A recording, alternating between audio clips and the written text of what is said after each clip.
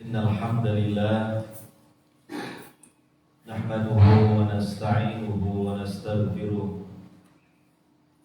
wa na'udzu billahi min shururi anfusina wa min sayyiati a'malina. Man yahdihillahu fala mudilla lahu wa man yudlil fala hadiya lahu. Asyhadu an la ilaha illallah wahdahu la syarika lahu wa asyhadu anna Muhammadan 'abduhu wa rasuluh sallallahu alaihi wa ala alihi wa ashabihi ajma'in wa man tabi'ahum bi ihsanin ila yaumiddin. Amma ba'd. Hadirin wa hadirat para bapak, ibu, saudara-saudari sekalian yang semoga senantiasa mendapatkan rahmat dan taufik dari Allah Subhanahu wa taala.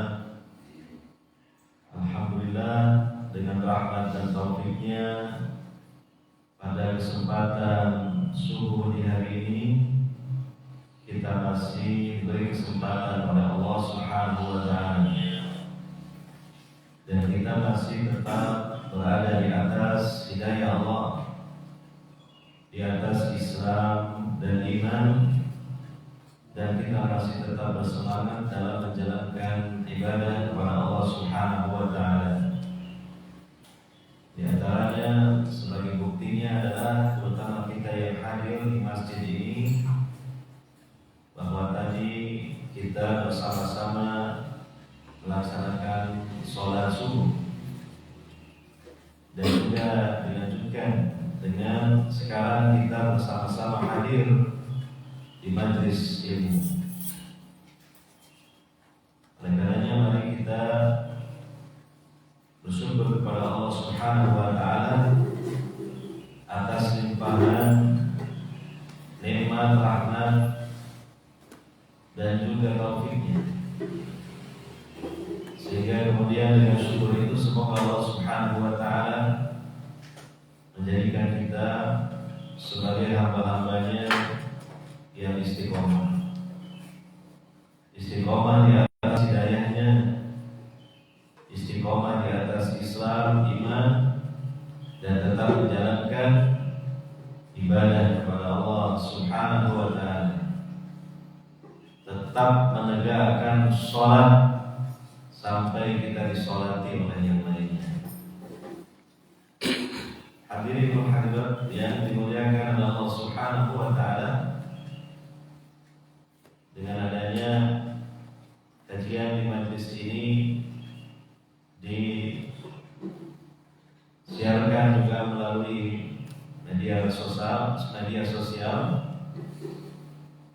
maka bukan berarti yang hadir di sini merasa hanya sebagai pelengkap saja, tidak.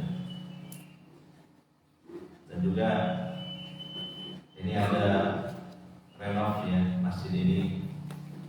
Alhamdulillah kita syukuri sehingga fasilitas dan kapasitasnya semakin bertambah. Tapi kalau ngaji diusahakan jangan malah mojok ke sana. Jadi semakin jauh dan kurang akrab jadinya dengan ustaznya. Belum lagi terhalang tiang dan tidak kelihatan gaungannya. Gitu. Jadi sekali lagi bukan karena ada ini media untuk kita live, kita sebarkan kepada saudara-saudari yang ada di sana, yang saya tidak tahu apakah juga mengikuti atau tidak. Cuma kita berhusnuzon saja, lalu merasa yang hadir di sini sebagai pelengkap saja gitu. Saya ustaz semangat mau sokot ceramah dan ngomongin. Tidak, yang hadir di sini lebih utama daripada yang tidak hadir di sini. Ya, yang hadir di majelis ini lebih utama daripada yang hadir di majelis yang lain di rumahnya. Karena apa? Karena lebih tepat ya, atau sesuai dengan sabda Nabi Sallallahu Alaihi Wasallam tentang keutamaan menuntut ilmu, berangkat dari rumahnya menempuh perjalanan menuju majelis ilmu daripada yang tidak menempuh perjalanan. Ya, Nabi sallallahu alaihi wasallam bersabda, "Man salaka tariqan yaltamisu fihi ilman, sahalallahu lahu bihi tariqan ila jannah." Barang siapa menempuh, kalau dirubahkan tidak menempuh, ya, duduk manis saja. Nah, jadi ada satu tantangan rintangan, apalagi musim hujan dan dingin seperti ini lebih besar lagi rintangannya untuk keluar rumah di waktu seperti sekarang. Ya, siapa yang menempuh satu perjalanan yang tujuannya dia adalah menuntut ilmu agama Islam, maka Allah akan mudahkan baginya perjalanan dia menuju surga. Demikian juga diterangkan di hadis yang lain, tidaklah berkumpul satu kaum di salah satu dari rumah-rumah Allah di muka bumi. Ini rumah Allah masjid, bukan rumah kita. Yang kemudian apa? Mereka itu dalam majlis tersebut yatadarasuna kitab Allah. Mereka mempelajari, mereka mengkaji kitabullah Al-Quran. Ya, melainkan apa?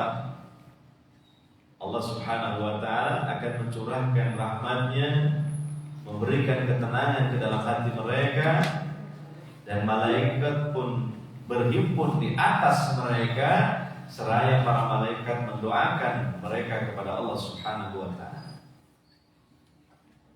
Jadi sekali lagi, yang hadir di majlis ini langsung insya Allah lebih utama lagi kalau ikhlas karena Allah Subhanahu wa ta'ala. Sekalipun yang hadir di majlis yang lain yang tergabung dalam acara kita ini juga tentu mendapatkan keutamaan, tetapi lebih utama yang langsung hadir berhadapan dengan yang menyampaikan ilmu di majlis ilmu seperti ini, apalagi ini di masjid, maka itu tentu lebih besar lagi keutamaannya. Hadirin wal hadirat yang dimuliakan oleh Allah Subhanahu wa ta'ala, topik kajian kita pada kesempatan kali ini kita ingin membahas sekaligus menyikapi satu fenomena atau keadaan yang sedang kita rasakan, tapi bukanlah sesuatu yang menakutkan. Ya, sesuatu yang mungkin bagi kebanyakan kita adalah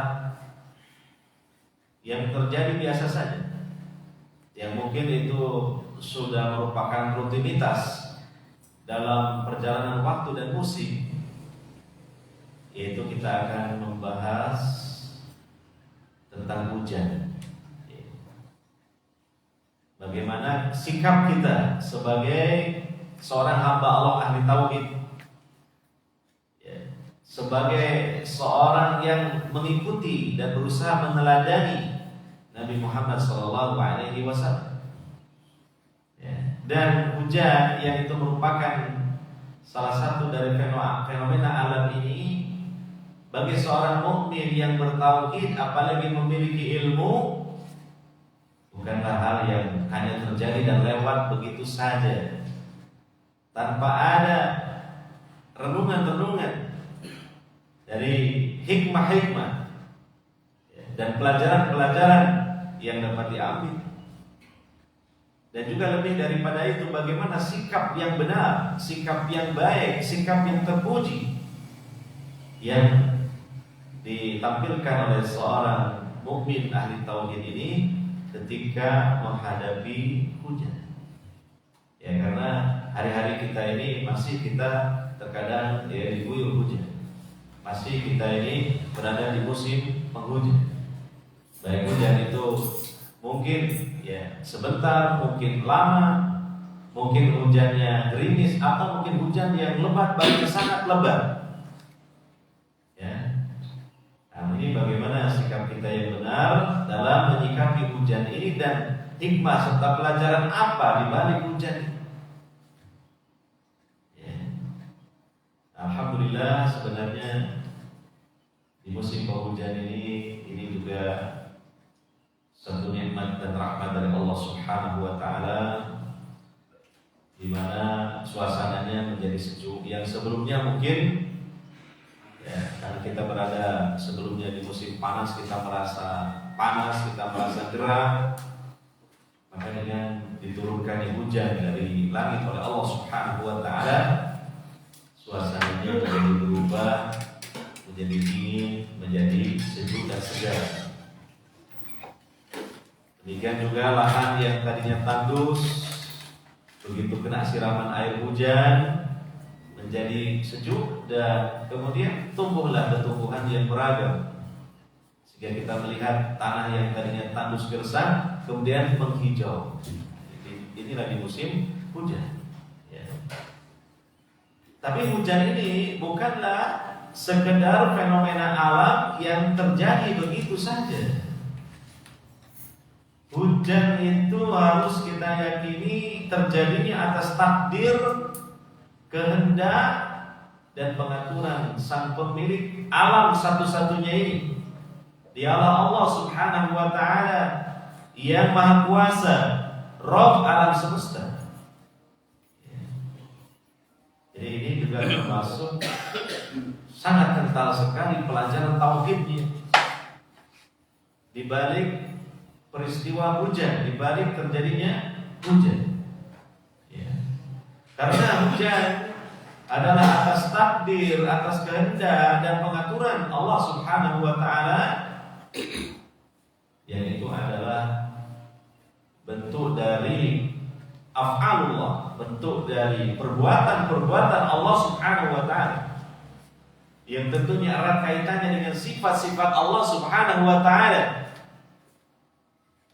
Ini kita hubungkan pelajaran kita dari lembaran-lembaran kitab dengan lembaran-lembaran kehidupan sehari-hari. Karena sedikit banyak sejak dulu sampai sekarang kita sering membahas masalah tauhid, termasuk di majelis ini, ya. Terutama tentang asma wa sifat. Dan insyaallah juga saya masih ingin menyampaikan tentang al-asmaul husna, fikih al-asmaul husna. Cuma kadang saya selingi dengan topik yang lain secara tematis supaya tidak menyebutkan. Ya. Tapi kita masih membahas tentang fikih al-asmaul husna, nama-nama ya Allah Subhanahu wa taala yang maha sempurna dan maha indah. Ya. Maka contohnya adalah fenomena hujan ini. Ya. Sehingga dari kejadian hujan ini tentunya mengandung tujuan, mengandung hikmah, bahkan mengandung pelajaran yang seyogianya bagi kita sebagai hamba Allah yang bertauhid dan bahkan memiliki ilmu harus memiliki kepekaan, sehingga kita bisa menangkap hikmah-hikmah, pelajaran-pelajaran di balik fenomena hujan tersebut. Ya. Bahkan sebenarnya hujan ini merupakan satu ayat dari ayat-ayat Allah Subhanahu wa taala yang bersifat ayat-ayat kauniyah. Nah, kita sudah mengetahui dari kajian-kajian bahwa ayat Allah Subhanahu wa taala, tanda-tanda kebesaran dan keagungan Allah Subhanahu wa taala itu ada dua kategori. Ya, kategori pertama adalah ayat-ayat syariah. Ayat syariah, ayat-ayat syariat, yaitu Al-Qur'an. Demikian sunnah Nabi sallallahu alaihi wasallam, itu ayat tapi masuk kategori ayat syariah. Yang kita pelajari, yang kita pahami, yang kita tadabburi, kita renungkan. Ya. Kemudian yang kedua, ada yang masuk kategori ayat-ayat kauniyah, tanda-tanda kebesaran dan keagungan Allah Subhanahu wa taala di alam semesta ini, baik yang berupa Ya, penampakan-penampakan dari alam semesta ini yang bermacam-macam. Ya, ada tumbuhan, binatang, gunung dan sebagainya. Demikian juga segala kejadian dan peristiwa yang terjadi di alam semesta ini. Ini merupakan ayat Allah yang masuk kategori ayat kaun. Termasuk kemarin mungkin terjadi gerhana bulan ya. Tetapi karena mendung di tempat kita ini, hampir kita semua di tempat kita tidak melihatnya, tidak menyaksikan langsung. Mungkin di tempat yang lain, ya, yang disebut oleh para ahli di bidangnya, itu adalah peristiwa gerhana bulan terlama di abad ini. Karena katanya terjadinya sampai 3 jaman lebih. Kalau biasanya nggak sampai 2 jam. Nah itu adalah juga apa? Dalam hadis Nabi SAW, terjadinya gerhana matahari maupun bulan bukanlah disebabkan ya, atau menunjukkan atas kelahiran seseorang ataupun kematian seseorang, tetapi ia merupakan ayat min ayatillah, tanda di antara tanda-tanda kebesaran dan keagungan Allah Subhanahu wa ta'ala. Demikian juga hujan yang lebih sering lagi terjadi, terutama di musimnya, di musim penghujan. Ya, oleh karenanya seyogianya bagi kita untuk kita renungkan, untuk kita tadabburi, dan kita kemudian menampilkan sikap yang benar, sikap yang diridhoi oleh Allah Subhanahu wa ta'ala, bahkan sikap yang dicintai oleh Allah Subhanahu wa ta'ala. Jangan sampai dengan turunnya hujan kita mendapatkan nikmat hujan, tapi kita melakukan dosa karena hujan. Kok bisa? Ya, nanti kita terangkan sedikit tentang ini. Ya, hendaknya kita memiliki sikap berupa kesadaran dan juga sekaligus kesabaran ketika turunnya hujan. Jadi hujan ini sekali lagi ayat min ayatillah, satu tanda di antara tanda-tanda kebesaran dan keagungan Allah Subhanahu wa ta'ala di alam semesta ini. Berarti namanya ayat. Ayat itu adalah kan merupakan tanda dan bukti. Ayat itu alamat, tanda dan bukti, yang kemudian nanti mengerucut kepada sebuah kesimpulan. Itulah sebagai contoh dari keagungan dan kebesaran Allah Subhanahu wa ta'ala. Tentu untuk bisa terhantarkan kepada hal itu, kita harus merenung dengan akal sehat kita melalui pedoman Al-Quran dan Sunnah Nabi Sallallahu Alaihi Wasallam. Bisa diperhatikan di surah di Al-Quran, surah Ar-Rum ayat 24, 24, di mana Allah Subhanahu wa ta'ala berfirman, wa min ayatihi yurikumul barqa khawfan wa tama'an wa yunazzilu minas sama'i ma'an fayuhyi bihil arda ba'da mautiha inna fi dzalika laayatin liqaumin ya'qilun. Ini ayat ini mengenai hujan. Ayat mengenai hujan. Iya. Dan segala hal yang terjadi ketika hujan terjadi. Ya. Allah berfirman, dan di antara tanda-tanda kebesarannya, wa min ayatihi, Dia menunjukkan kepada kalian kilat. Nah, ini kan sering terjadi ketika hujan, baik sebelumnya, sedang terjadi, atau mungkin setelah hujan terjadi. Al-barq, kilat. Oh, yang menyambar-nyambar, yang bercahaya begitu terang, bahkan diiringi dengan apa? Dengan guruhnya, dengan apa? Suaranya yang menggelegar, yang membuat kita takut, yang mungkin sampai memekakkan telinga kita. Dan itu termasuk dari ayat Allah. Khaufan wa tama'an, kalian merasa takut dan juga berharap. Ada sebagian hamba Allah ini takut karena hujannya begitu deras, kilat petir menyambar-nyambar dengan suara yang menggelegar. Ya. Tapi sebagian juga ada yang berharap karena apa? Ini kita sudah lama kekeringan, kemarau. Kita butuh hujan, kita butuh air. Ya, untuk apa? Menyirami tanam-tanaman, untuk menjadikan lahan menjadi subur dan sebagainya. Ya. Dan juga Allah menurunkan dari langit itu air, ya, air hujan. Ya. Kemudian Allah menghidupkan dengan air hujan itu bumi setelah kematiannya, maksudnya setelah tanah-tanah itu tandus kering kerontang, menjadi subur menghijau. Ya. Dengan sebab Allah menyiraminya dengan air hujan. Sesungguhnya pada yang demikian itu benar-benar merupakan tanda-tanda kebesaran dan keagungan Allah Subhanahu wa taala. Perhatikan ujung ayat. Liqaumin ya'qilun. Bagi kaum yang mau menggunakan akal sehat mereka untuk merenung. Artinya kalau hamba-hamba Allah itu sekalipun dianugerahi oleh Allah akal yang sehat, tapi tidak digunakan untuk merenung, maka mereka tidak mendapatkan pelajaran. Mereka tidak bisa merenung hikmah di balik terjadinya hujan. Dan ini liqaumi ya'qilun ini merupakan khabar, tetapi hakikatnya perintah dari Allah Subhanahu wa taala. Bagi kita hamba-hambanya yang notabene memiliki akal yang sehat sebagai salah satu anugerah Allah Subhanahu wa taala yang besar, maka kita gunakan akal itu diantaranya apa?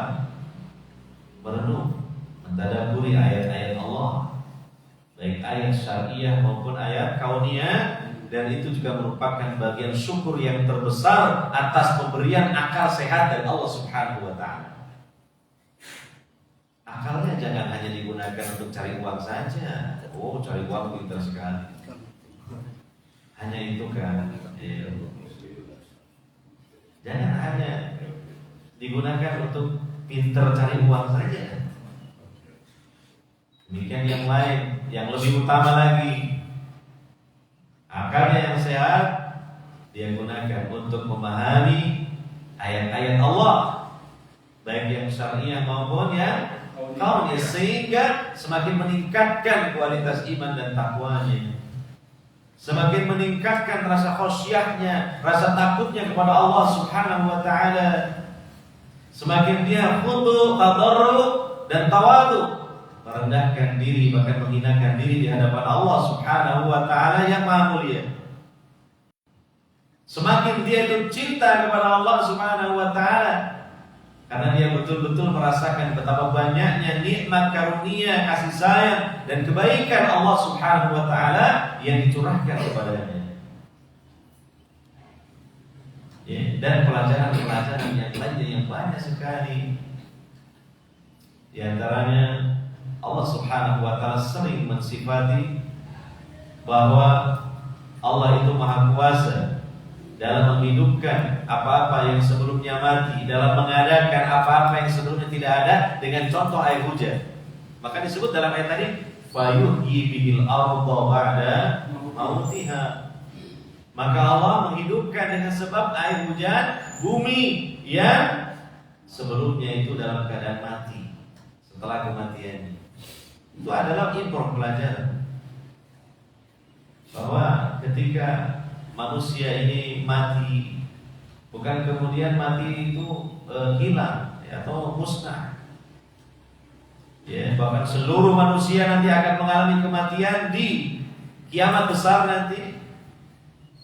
Bukanlah kemudian mereka itu musnah dan hilang. Allah akan menghidupkan kembali, membangkitkan mereka kembali, dikumpulkan di akhirat, tepatnya di mahsyar. Dan yang demikian itu amat mudah bagi Allah Subhanahu wa ta'ala. Kalau Allah begitu mudah mengadakan makhluknya yang sebelumnya tidak ada, apalagi menghidupkan kembali dari sebelumnya sudah pernah hidup. Contohnya dengan hujan, coba perhatikan. Lahan tanah yang tandus kering Sebenarnya di situ ada biji-bijian sebenarnya. Masih ada di situ ya unsur-unsur dari tanam-tanaman, cuma ya tidak kelihatan, tidak tumbuh, tidak subur.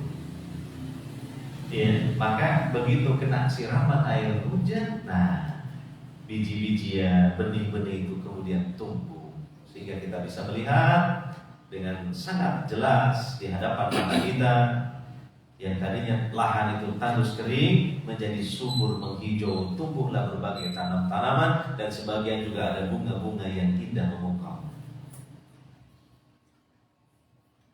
Allah Subhanahu wa taala menghidupkan kembali manusia. Bukankah manusia itu ketika mati ya, sebenarnya ada bagian tubuh yang tidak hancur, yaitu tulang ekornya.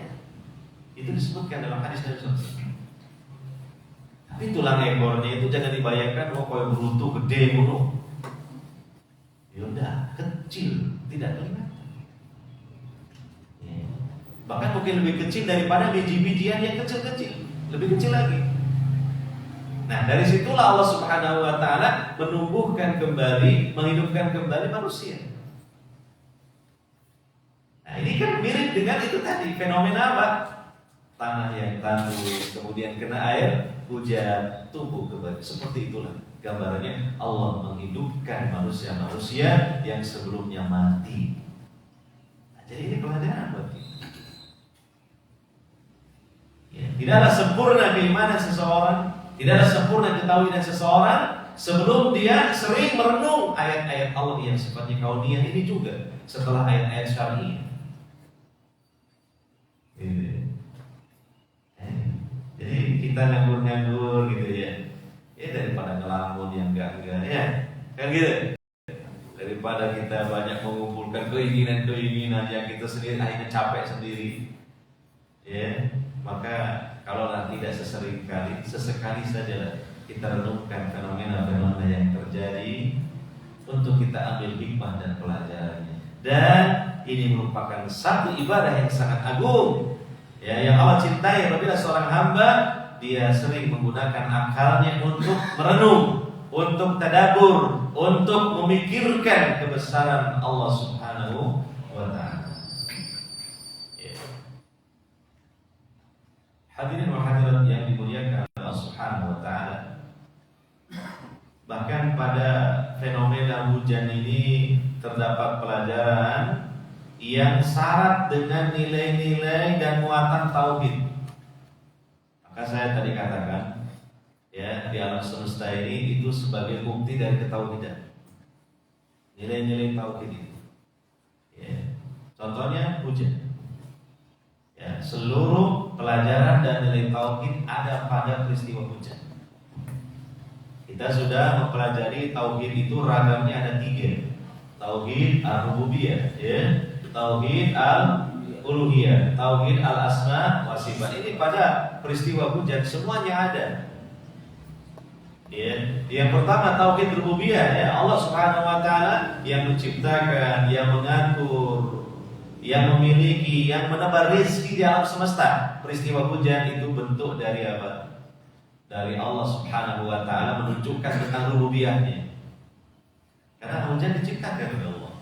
Karena hujan diatur oleh Allah. Karena hujan itu sebagai wujud dari Allah menebar rezeki. Bahkan dengan sebab hujan ini, ya rezeki-rezeki yang lain mengikuti. Ya, makanan, minuman coba dari mana? Dari hujan. Dengan sebab air. Air itu bisa disebut sumber kehidupan. Kita ini manusia, makanannya kan tidak lepas dari 2. Hewani, nabati. Nabati, hewani. Kan gitu ya? Ya kan? Ada yang lain? Nah, ada. Masa kita mau makan batu? Ya. Ini hewani, nabati. Binatang dan tumbuhan. Nah, tumbuh-tumbuhan dan binatang coba kita telusuri. Bisa hidup dengan sebab apa? Binatang bisa hidup karena dia minum air dan makan tumbuh-tumbuhan. Tumbuh-tumbuhan bisa tumbuh dengan sebab apa? Air. Ujung-ujungnya air. Apalagi tumbuhan jelas dia bisa tumbuh karena ada air.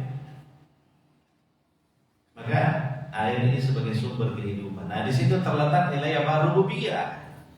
Allah yang membagi rezeki di antara makhluk-makhluk. Tauhid rububiyah. Kemudian yang kedua, mungkin kita ambil yang kedua adalah tauhid asma wa sifat dulu. Ya, bahwa pada peristiwa hujan ini itu menunjukkan tentang sifat-sifat Allah Subhanahu wa taala. Sebagian dari perbuatan Allah Subhanahu wa taala. Dia menurunkan hujan. Ini kan Allah memiliki sifat menurunkan hujan. Perhatikan di ayatnya tadi, wa yunazzilu minas samaa'i ma'an, dan dia Allah menurunkan dari langit hujan. Menurunkan hujan ini perbuatan Allah, ini adalah sifat Allah. Ya, jelas ya. Kemudian apa? Fayuhyi bihil arda ba'da mautiha. Kemudian Allah menghidupkan dengan air hujan bumi setelah kematian. Siapa yang menghidupkan? Allah. Berarti Allah punya perbuatan, punya sifat al-ihya, menghidupkan. Ini tauhid asma wa sifat. Jelas ya? Nah, ini tauhid, nilai tauhid di situ dalam peristiwa hujan. Kemudian yang ketiga, tauhid uluhiyah, ubudiyah, jelas. Karena hujan ini merupakan bagian dari rahmat Allah, rizki, kenikmatan dari Allah, maka kita sebagai hambanya yang mendapatkannya wajib mensyukuri kepada Allah. Syukur itu adalah ibadah. Berarti tauhid uluhiyah, tauhid ubudiyah. Lengkap itu semua. Tapi kalau kita tidak kaji, hujan biasa saja. Bahkan yang ada dalam benak kita mesti kita kurang senang. Ya, kita merasa berat ada hujan. Hanya begitu saja. Kita menggerutu lisan kita dengan turunnya hujan. Masya Allah, ini sebuah tindakan yang tidak pantas di hadapan Allah Subhanahu wa taala, yang hakikatnya Allah lah yang menurunkan hujan itu.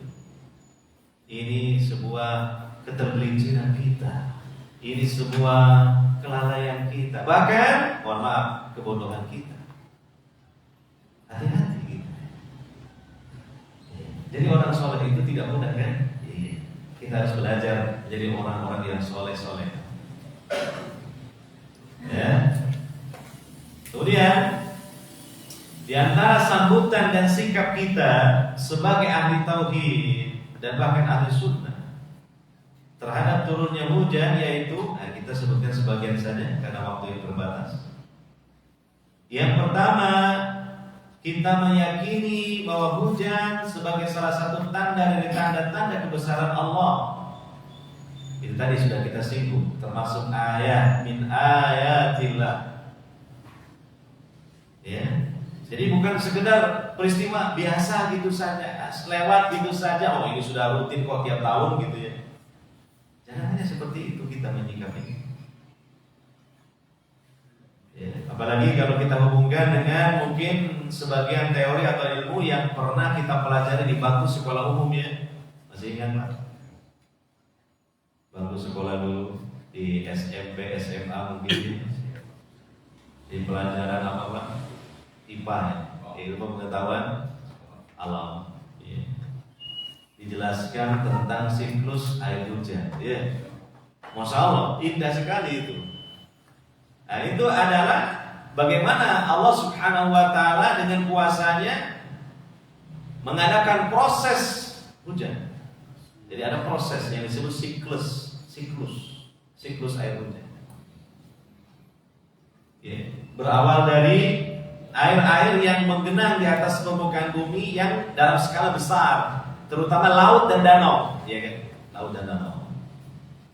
Kemudian ada matahari dengan sinarnya dan panasnya. Ya, panasnya itu mengenai air yang menggenang di laut, di danau. Kemudian air itu karena panas berubah menjadi gas atau uap, kemudian naik membumbung ke atas. Tapi itu bukan dengan sendirinya itu. Ya, Allah yang menghendaki seperti itu. Kalau Allah menghendaki lain, ya tidak juga terjadi seperti itu. Ya. Contohnya Nabi Ibrahim dibakar dengan api karena Allah menghendaki apinya dingin, nggak membakar, ya nggak terbakar ya. Sebaliknya berarti api panas membakar dengan kehendak dan izin Allah Ta'ala. Ini pelajaran tauhid. Bahkan ini pelajaran tauhid aplikatif penerapan. Nah, air itu dengan sebab kena panas matahari menjadi gas menguap naik ke atas. Sampailah pada posisi tertentu, ya. Kemudian berubah menjadi awan. Semakin lama menggumpal, semakin lama semakin menghitam dan padat. Dan kemudian banyak. Inilah. Kemudian atas kehendak Allah Subhanahu wa taala, Allah menghendaki hujan ini terjadi di mana? Maka jika menghendaki katakan di Sidoarjo, maka awannya di atas Sidoarjo. Tapi boleh jadi ketika awan sudah menggumpal di atas Sidoarjo, Allah menghendaki hujannya terjadi di Mojokerto dan seterusnya ke barat, digeser oleh Allah dengan sebab angin, kan gitu. Itu Allah mengerahkan junudnya, mengerahkan pasukannya dari kalangan para malaikat. Ini harus kita renungkan. Nah, setelah awan menggumpal, menghitam, ya, maka kemudian Allah menghendaki lagi awan itu berubah menjadi butiran-butiran air. Dan kemudian Allah turunkan ke muka bumi lagi. Coba, ini namanya siklus. Coba, dan ini merupakan rahmat dan kebaikan Allah. Allah tidak turunkan hujan itu biar langsung. Coba, kira-kira gimana? Awan yang hitam pekat menggumpal itu besarnya mungkin sebesar Kabupaten Sidoarjo misalnya. Lalu Allah turunkannya langsung. Kira-kira apa yang terjadi? Wah, luluh lantak di Sidoarjo. Mungkin kita bisa mati semua. Keluhuran apa? Keluhuran banyu. Disokno langsung gitu. Bangunan-bangunan pun hancur berantakan semua sudah. Ya, nggak ada atap ataupun genteng yang berdiri dengan tegak. Begitu kena air biar langsung. Tapi Allah Subhanahu wa taala, nah ini Maha mengatur ya. Allah memiliki sifat kasih sayang ya. Hujan yang turunnya itu berupakan titik-titik air. Jadi turunnya bagus, tidak sampai merusak gitu. Nah ini yang harus kita renungkan. Ya. Nah kemudian setelah air hujan itu ya berada di bawah, mengena kepada lapisan tanah, ya, tanah itu sifatnya menyerap. Apalagi pegunungan-pegunungan ya, yang itu tumbuhannya banyak, maka air hujan itu diserap oleh akar-akar tumbuhan. Lalu kemudian disimpan di tanah di gunung dan seolah-olah gunung ini menjadi tandon besar air untuk kehidupan manusia dan binatang serta tumbuh-tumbuhan. Kemudian Allah alirkan ya, melalui mata air menjadi satu, menjadi besar, terkumpul, kemudian mengalir apa yang disebut dengan sungai. Sungai ini coba perhatikan, bukan sungai irigasi, sungai yang asli alami ya. Itu dari gunung turun ke bawah, melewati perkampungan, pedesaan sampai perkotaan ya, penduduknya padat, terus mengalir sampai ke muara, terbuang lagi ke laut, siklus. Masya Allah, pengaturan Allah luar biasa ya.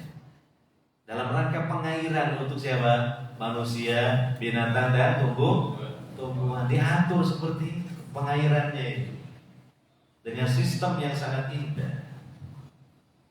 Nah, maka ini adalah hal yang harus kita renungkan. Sehingga akhirnya apa? Masya Allah, kita kagum kepada Allah ya? Kita mengagungkan Allah Subhanahu wa ta'ala. Betapa indahnya pengaturan Allah Subhanahu wa ta'ala dalam menggerakkan roda kehidupan yang terjadi di alam semesta. Makanya kita kan kalau bikin air tinggal ngebor saja, sudah ada airnya belum? Dari mana itu? Iya kan? Bahkan anehnya di dataran tinggi, di gunung pun kita ngebor walaupun dalam tetap ketemu airnya. Luar biasa. Allah memberikan air itu, diatur seperti itu. Iya kan? Lagi pula air hujan yang kebanyakan itu dari laut. Laut itu kan airnya asin, tapi begitu sudah jadi hujan tidak asin lagi. Ini kan sungguh luar biasa. Nah, coba nanti kalau airnya asin, wah ini gimana gitu? Mau minum, wah iya kalau kita pas mungkin diare ya, cocok ini buat oralit gitu ya. Tinggal kasih gula sedikit ya. Nah masa kita diare terus? Kita kan butuh wedang kayak ini. Ini kan soalnya ini rasanya buatan asin gitu. Untuk sampai asin gitu. Wah ini kalau asin ini, ada apa ini kok asin gitu?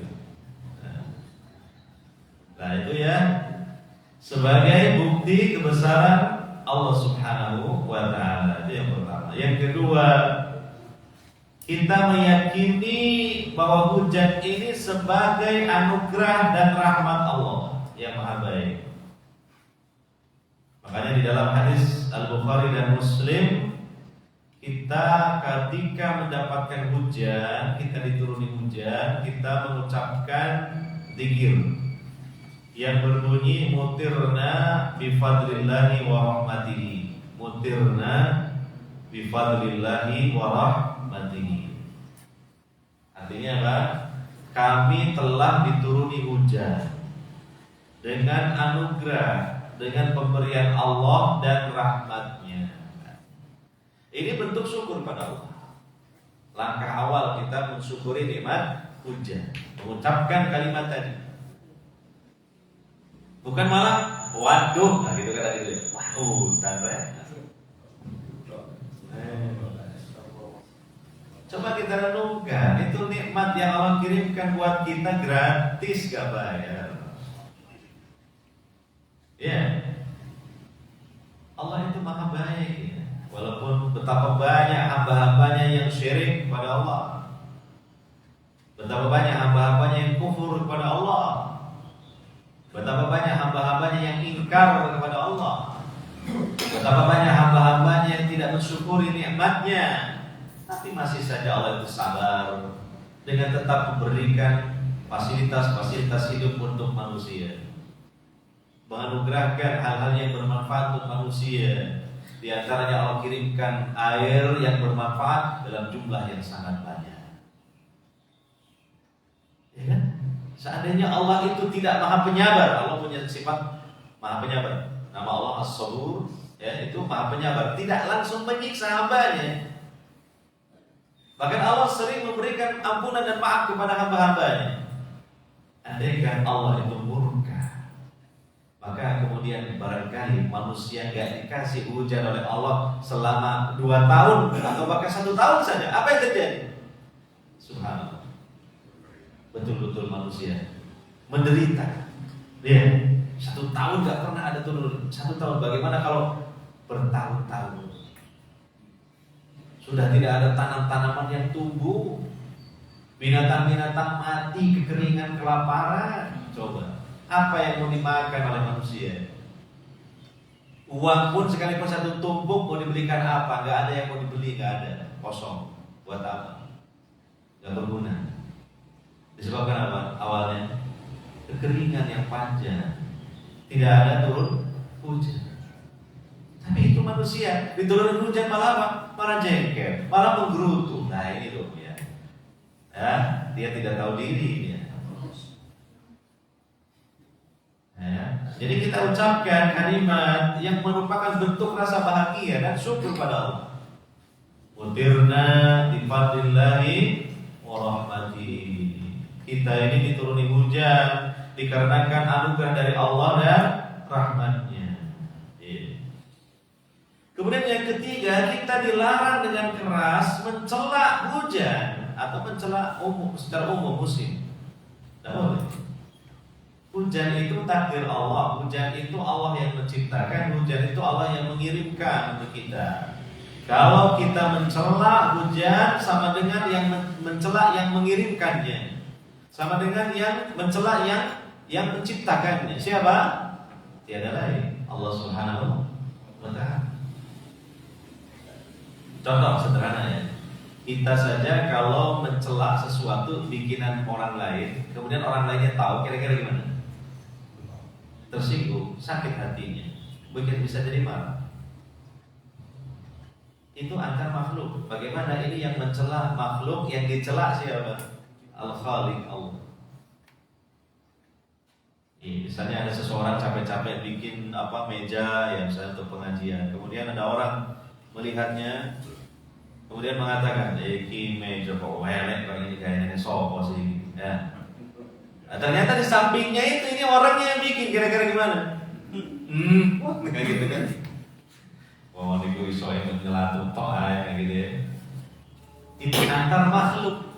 Nah, ini bagaimana lagi kalau seorang makhluk ini mencela hasil ciptaan Allah Subhanahu wa ta'ala, sama dengan mencela yang menciptakan. Di antaranya kita mencela hujan. Ini sering ungkapan macam-macam ungkapan kekecewaan dengan turunnya hujan. Iya, betul. Terutama ketika di luar rumah sedang beraktivitas, sedang bepergian, jualan. Wah, terutama jualan es yang gitu. Ragul. Iya.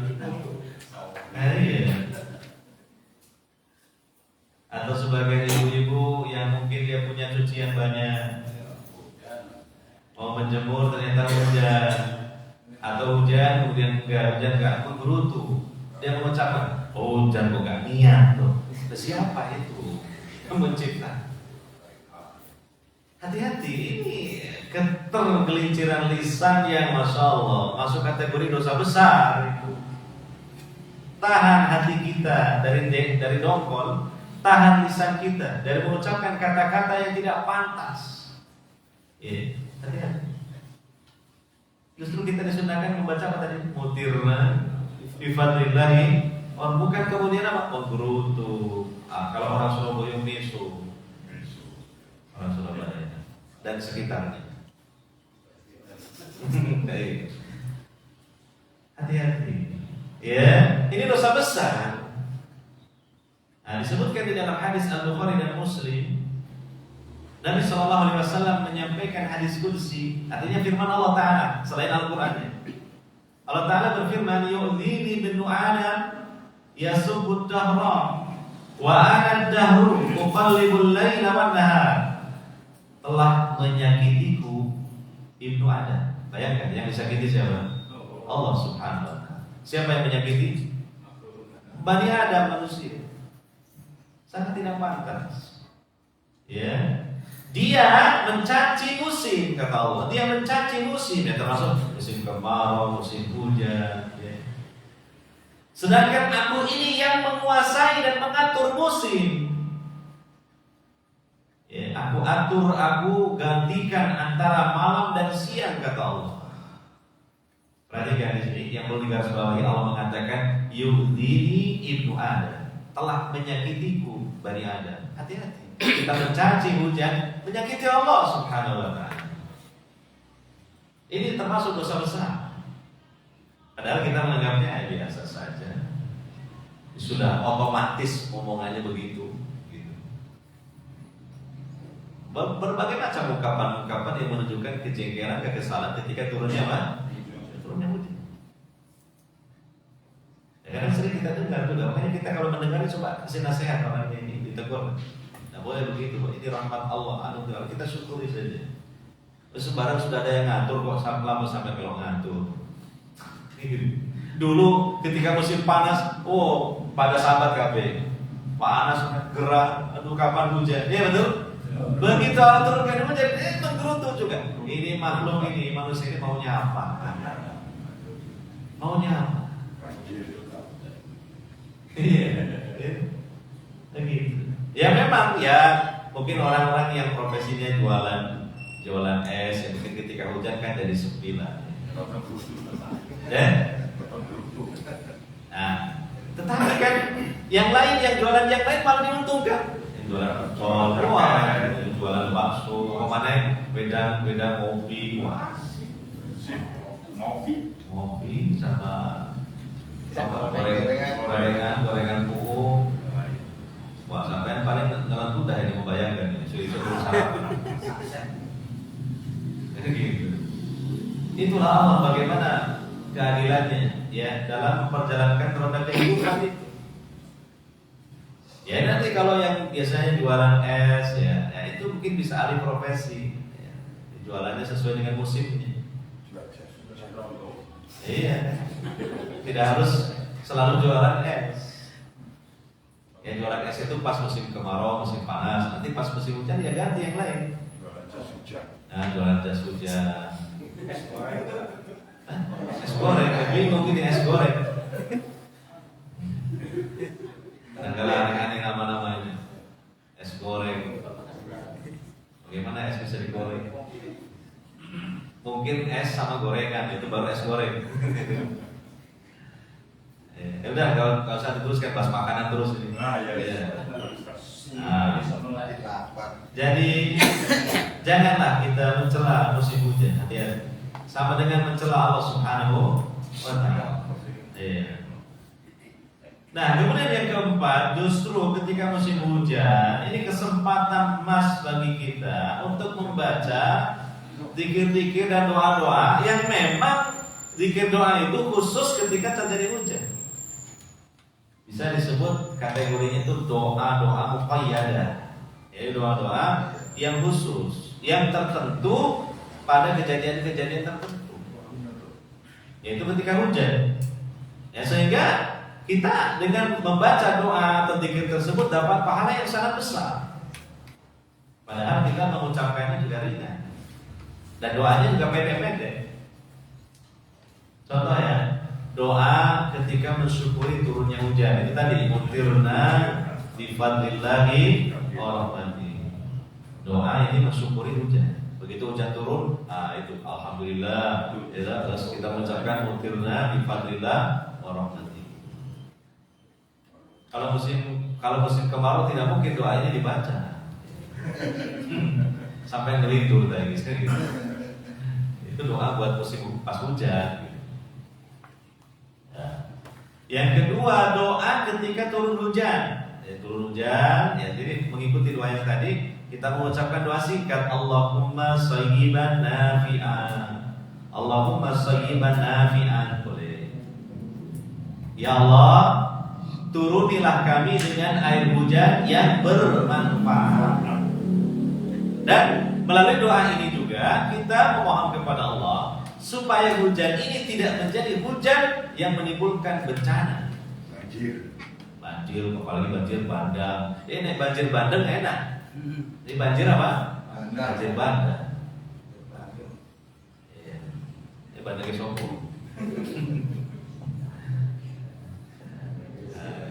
Di daerah sana, daerah utara sana banyak tambak-tambak bandeng, pas hujan deras airnya meluap, bandengnya juga ikut naik. Terus ya apa hukumnya? Ngomong sing pantura Pak Samil. Ya apa hukumnya?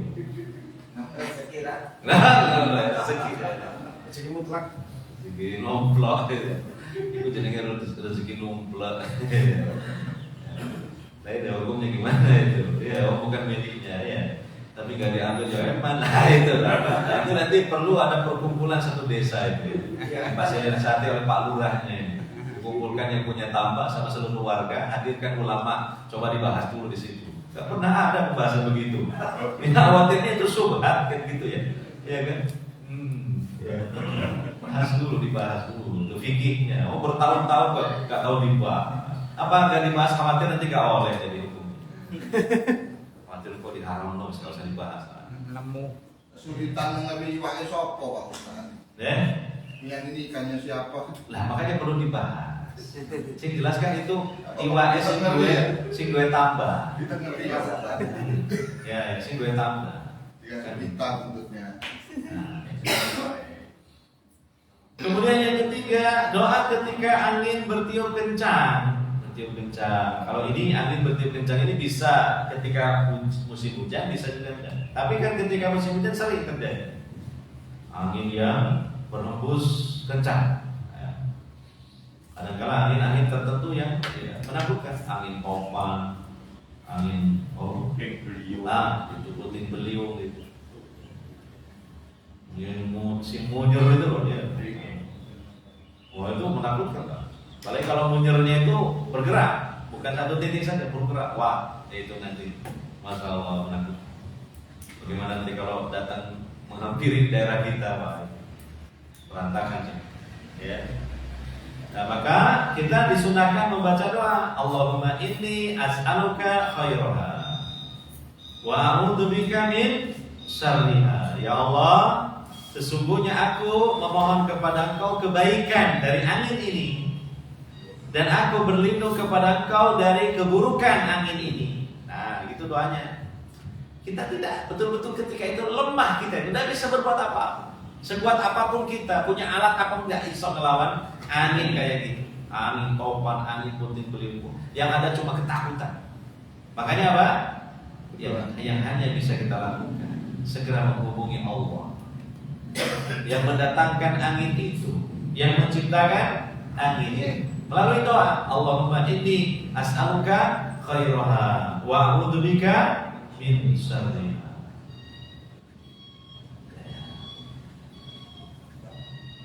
Contoh yang keempat, ketika hujan sering terjadi apa? Petir menyambar-nyambar, diiringi dengan menggelegaranya suara dari petir itu.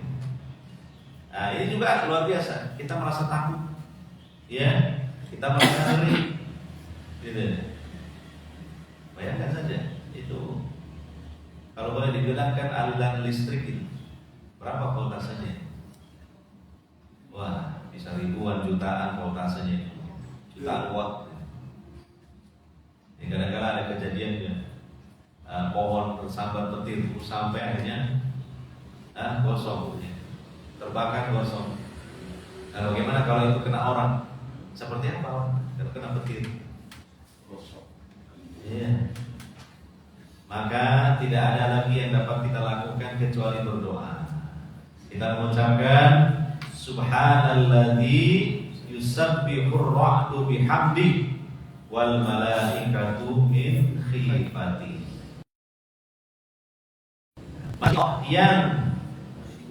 Yang petir atau halilintar itu bertasbih dengan memujinya. Demikian juga para malaikat dikarenakan takutnya kepada Allah.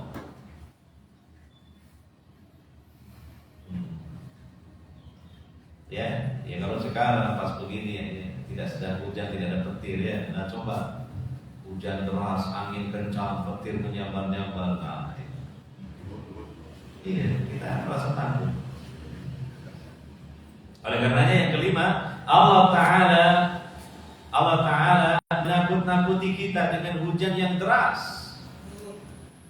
Wah, ini hujan dirasanya ini nanti bisa jadi banjir. Wah, ini hujan kok lama dan sangat deras sekali. Jangan-jangan nanti genteng kita pun jebol rasanya.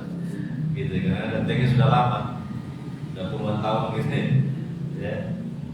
Kemudian belum lagi ditambah angin yang berhembus dengan kencang, yang mungkin bisa menumbangkan pohon-pohon, bisa merobohkan rumah ya. Demikian ditambah lagi apa? Petir yang menyambar-nyambar dengan suaranya yang keras sampai memekakkan telinga kita. Ya, maka itu ada hikmahnya. Allah menunjukkan secuil saja dari kekuasaan. Dalam rangka apa?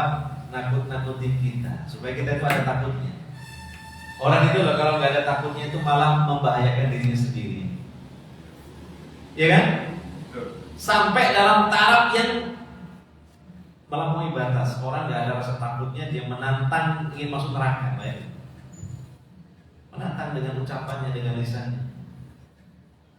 Dia mengatakan, saya sudah berputus asa bisa masuk surga kayak gini, saya masuk neraka saja. Jadi ini menantang neraka. Bahkan ada yang mengatakan, saya pilih masuk neraka saja, biar nanti ketemu dengan artis-artis top dunia. Begitu. Ini orang sudah tidak ada rasa takutnya, malah bahaya, membahayakan dirinya sendiri. Orang itu harus ada rasa takutnya. Iya. Apalagi takut kepada murka Allah, takut kepada azab Allah yang tidak bisa ditahan itu kalau timpakan ada. Makanya Allah sebutkan penghuni neraka itu. Ya, ketika mereka merasakan azab neraka, Allah mengatakan wa ma asbarahum 'alan nar. Mereka tidak ada lagi kesabaran untuk menahan derita api neraka. nggak bisa. Ya, kadang di dunia saja orang kena sesuatu yang menyakitkan karena nggak sabar, nggak tahan, saking sakitnya. Sehingga ada sebagian yang memilih bunuh diri ada. Nah, apalagi di akhirat di neraka, tidak ada istilahnya bunuh diri karena tidak akan ada lagi kematian di sana. Yang ada hanyalah merasakan pedihnya, sakitnya. Bahkan disebutkan oleh Allah dalam Al-Quran, orang-orang kafir disiksa di neraka, kulit-kulitnya ini terbakar mengelupas, kemudian Allah ciptakan lagi kulit yang baru. Disiksa lagi kesakitan, habis dimunculkan lagi kulit yang baru, dan seterusnya, tidak ada selesai. Karena la yamutu fiha wala yahya, tidak ada kematian di sana. Jadi berbahaya orang itu kalau tidak ada rasa takutnya. Ya, nah kadang-kala dibacakan ayat Quran tentang neraka, bukannya dia mikir, bukannya dia takut, malah ketawa-ketawa. Maka boleh jadi Allah kirimkan ayat yang lain, ayat kauniyah. Kira-kira gimana hambanya ini? Ya, jangan sampai tidak takut lagi. Harus ada rasa takut. Dan kenyataannya tetap takut juga. Apalagi ketika melihat petir menyambar-nyambar dekat dengan dia. Ya. Seperti contohnya orang-orang Mongol, orang-orang Tartar dulu, Genghis Khan dan pasukan itu kan kejam. Mereka orang-orang yang nekat, pemberani luar biasa. Tapi mereka takut dengan apa? Dengan petir, udah gak kuat mereka. Mereka akan lari terberit-berit, mungkin mencari gua untuk masuk ke dalam gua karena takut dengan apa? Dengan petir. Itu. Iya. Nah, jadi tujuannya Allah mengirimkan hal yang menakutkan itu memang untuk supaya kita ini takut. Sehingga dari situlah kita akan takut kepada Allah Subhanahu wa taala, karena kita berpikir itu baru sedikit yang Allah tunjukkan dari apa? Dari kekuasaannya kepada kita. Bagaimana kalau yang lebih dari itu? Bagaimana dahsyatnya kiamat? Bagaimana dahsyatnya api neraka? Allah mengatakan di surah Al-Isra ayat 59, wa ma nursilu bil ayati illa takhwifa, dan tidaklah kami mengirimkan ayat-ayat kami, ya di antaranya itu tadi bencana alam dan sebagainya, melainkan untuk menakut-nakuti mereka. Wa ma nursilu bil ayati illa takhwifa. Kemudian yang keenam, hujan menjadi ujian bagi kita. Ya, kita wajib bersabar menghadapinya. Ya, mungkin karena ya terkena dari efek hujan, kita kena guyuran airnya, baju kita basah, ya. Kemudian juga jalanan pada becek dan juga licin. Kadang-kala juga ya kaki kita ini kena gatel, ya, sela-sela jari jemari kaki kita tuh gatel kena air, kena apa? Kena kutu air. Nah, atau mungkin sakit flu, bersin-bersin, pilek, batuk-batuk, ya. Ini kan efek ya dengan sebab terjadinya hujan. Maka itu sesungguhnya merupakan ujian dari Allah Subhanahu wa taala, dan sikap kita seorang mukmin kalau Allah menimpakan ujian kepada kita, ya kita berusaha menghadapinya dengan sabar karena Allah insya Allah menghapus dosa dan juga Allah datangkan pahala dengan sebab kesabaran kita. Ya. Dan ketika turun hujan mungkin kita merasa terkendala. Berangkat ke masjid, ada hujan, mau ngaji, mau cari nafkah dan sebagainya. Maka yakini saja, ya, di samping kita sabar menghadapinya, yakini semakin kita berat kendalanya dalam melakukan kebaikan, semakin besar pahalanya. Betul? Nah, jangan sampai kamu mengatakan betul. Iya, kan kita sudah mengulang-ulang pelajaran ini. Kita cari nafkah antara cuaca yang cerah dengan kita hujan, terjadi hujan. Tapi kita kan butuh, dan ini kan kewajiban. Maka insya Allah kalau tetap ikhlas, pahalanya lebih besar ketika terjadi hujan. Karena kita ada rintangan, ada kendala, ada kesusahan. Disebutkan dalam hadis, ya, dari riwayat Ibnu Majah, hadis ini hasan. Secara umum Nabi SAW mengatakan, inna idhamal jaza ma'a idhamil bala. Sesungguhnya besarnya pahala seiring dengan besarnya kesusahan, seiring dengan besarnya kendala. Gitu. Ini hujan gerimis, kita kan masih wajib sholat berjamaah di masjid bagi kaum laki-laki. Gerimis, bukan hujan yang deras. Rumahnya juga dekat dengan masjid. ya kan? Tapi muncul rasa malas, hujannya gerimis. Soalnya kalau hujannya lebat, itu hujan deras, membuat kita basah, kuyup, itu butuh untuk tidak datang ke masjid. Gitu. Maka apa?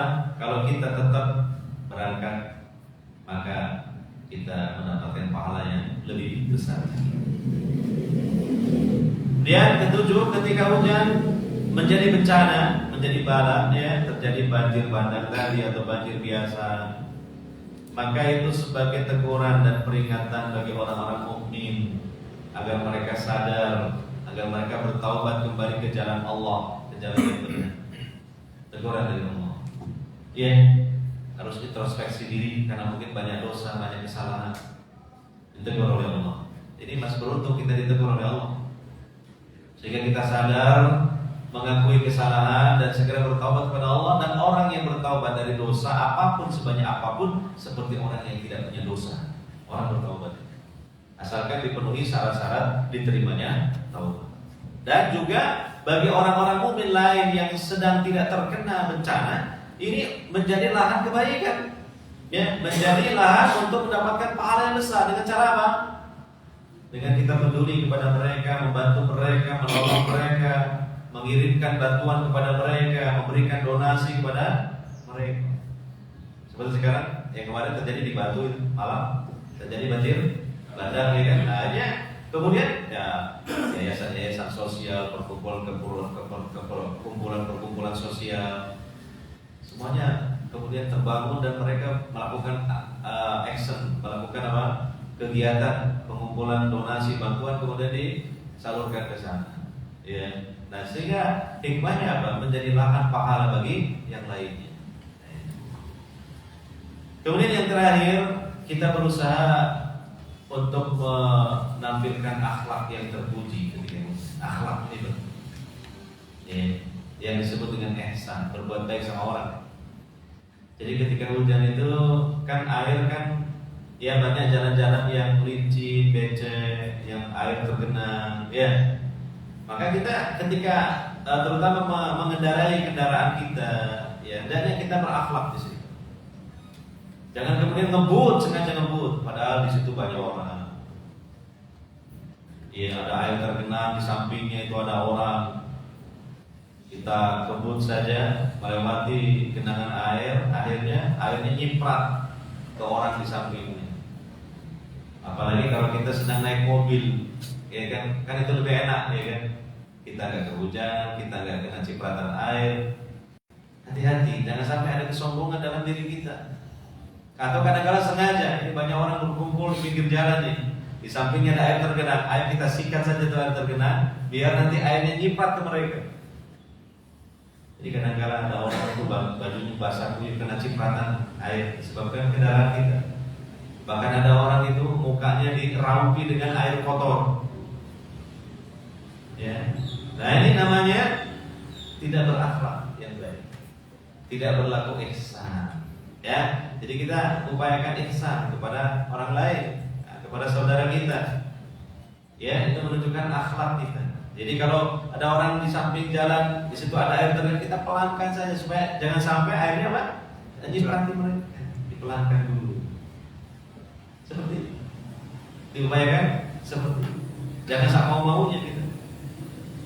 Ya, nah jadi sehingga kita, ya kata Nabi Shallallahu Alaihi Wasallam, ya, perkara yang paling banyak memasukkan manusia ke dalam surga itu dua. Pertama apa?